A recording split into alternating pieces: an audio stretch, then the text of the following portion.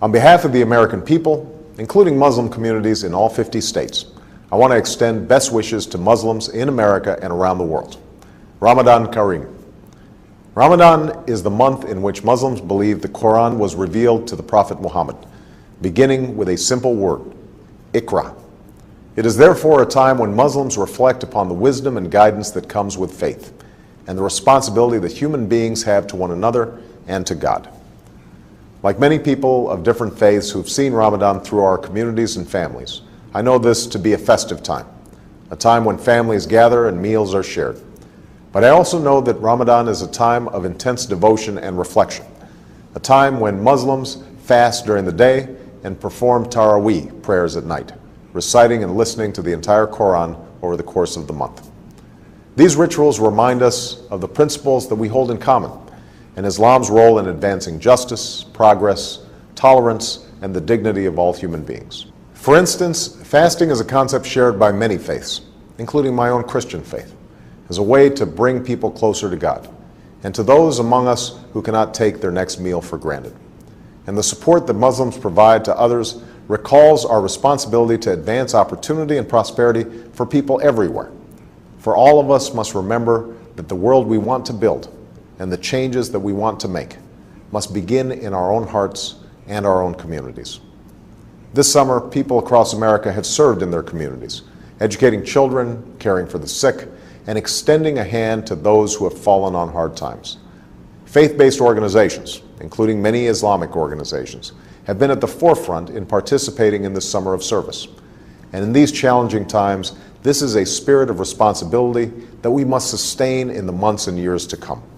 Beyond America's borders, we're also committed to keeping our responsibility to build a world that is more peaceful and secure. That's why we're responsibly ending the war in Iraq. That's why we are isolating violent extremists while empowering the people in places like Afghanistan and Pakistan. And that is why we strongly and actively support a two-state solution that recognizes the rights of Israelis and Palestinians to live in peace and security. That's also why America will always stand for the universal rights of all people to speak their mind, practice their religion, contribute fully to their society, and to have confidence in the rule of law. All of these efforts are a part of America's commitment to engage Muslims and Muslim-majority nations on the basis of mutual interest and mutual respect. And at this time of renewal, I want to reiterate my commitment to a new beginning between America and Muslims around the world. As I said in Cairo, this new beginning must be borne out in a sustained effort to listen to each other, to learn from each other, to respect one another, and to seek common ground. I believe an important part of this is listening. And in the last 2 months, American embassies around the world have reached out not just to governments, but directly to people in Muslim-majority countries. And from around the world, we have received an outpouring of feedback about how America can be a partner on behalf of people's aspirations.